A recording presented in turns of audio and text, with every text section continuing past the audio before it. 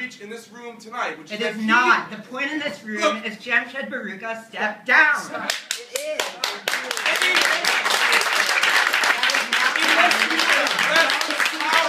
Unless you address the power dynamic which is at play, you're never going to get what you want, which is that whoever comes in as the president,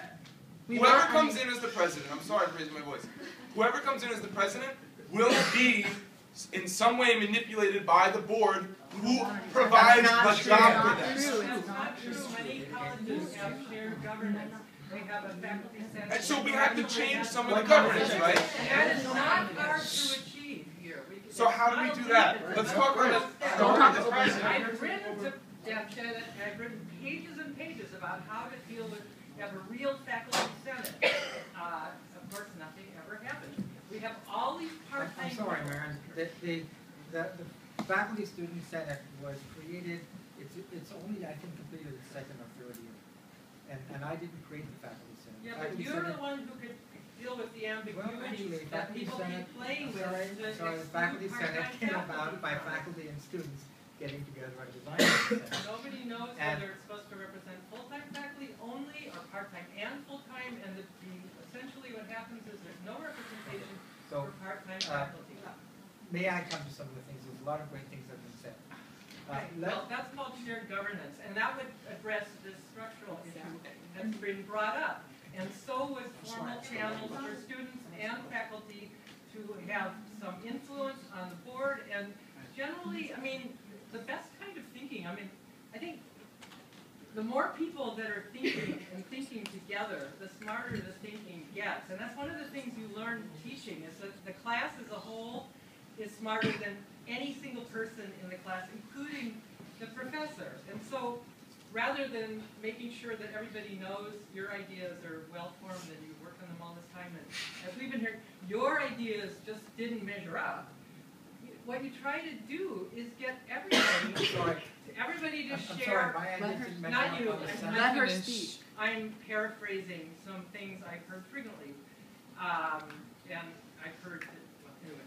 But what you try to do is, as a teacher/leader, is get a dynamic where everybody is nurtured and thinking harder and growing together because of the ideas that the group as a whole is smarter than any single person or fraction of the group has. And that has been absolutely the opposite of anything that's been going on around here. People are just shut out.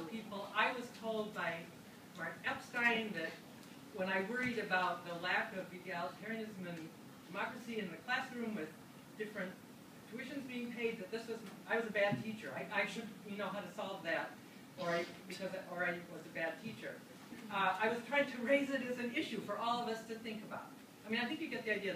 There are quite a lot of small things that could be done, quite simply, to make a larger group of people sharing their ideas, and we need them, and there have been a lot of them, and I'm really tired of hearing there's only one idea that's a good idea. I know that's not true. You're talking about the part-time representation on the...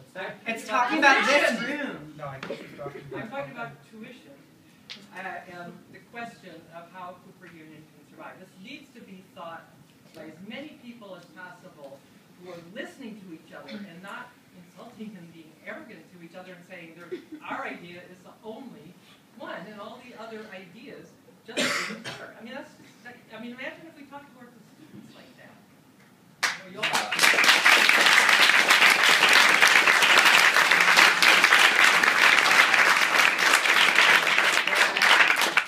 had my hand up for a while.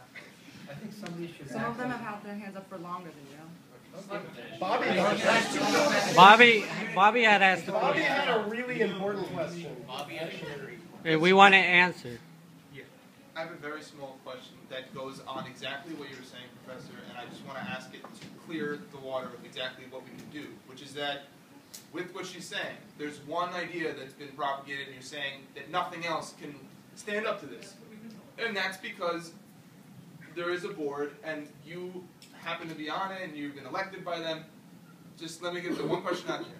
What do you think we can do to help you make a vision and a plan which won't be shut down by the people behind the scenes. That's a good question. So what can we do so that if you come out and say, I'd like to have a full tuition scholarship and we're going to promote this and we're not going back on it. If you made that claim, you'd have so many problems in your administration. So if we want to get behind you, and if you somehow showed us the leadership to go in that direction with that vision, which we all want you to do, how could we protect you? How do you think we could protect you from the one idea that's been propagated to you, through you, to all of us? No.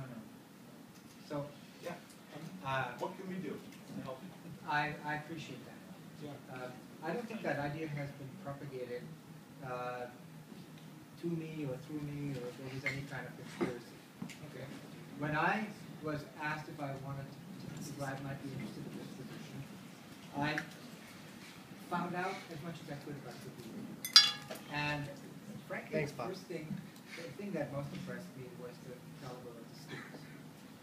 And I knew it was free, and I was extremely interested in a place that, because it was free, attracted students of this caliber. There was really never any question in my mind that there was an option of it not being free while I was a candidate. Never any question in my mind of its not being free. That clearly was a defining element of the union. When I started to learn about the deficit, I was asked, what ideas might you have? And all kinds of ideas were around. In fact, I came here and I met with some faculty members this spring before I moved. And ideas of having summer programs or master's programs really came up from a number of sources. And in fact, I gave an interview once in which I talked about generating revenue from these programs, which somebody has mischaracterized as claiming that I actually had undergraduate tuition in mind all along, which was never the case. This was tuition from those graduate or summer programs, ways of trying to close the gap. I arrived in line 1, and Cooper's financial model is terribly complicated. It's extremely opaque because it's all about the Chrysler building, and that's very, very complicated. And frankly, even though I'm a numbers person, it took several months to really, really understand what was going on. And when it became clear to me, two things: that the deficit was twice what I thought it might be. Instead of 5 or 8, it was actually more like 16. And it became clear that we had 3 years left. I was alarmed. Now, I know you have a right to say these things which you're saying, and I'm hearing you very carefully. But I'm also entitled to say a few things about myself. As soon as I saw that, I said, that has to come out. That absolutely has to come out. No Cooper president since the 1960s, 1970s, but clearly the 90s is when the problem was huge, has said, sound the alarm, tell the truth, this ship is sinking, and that's it.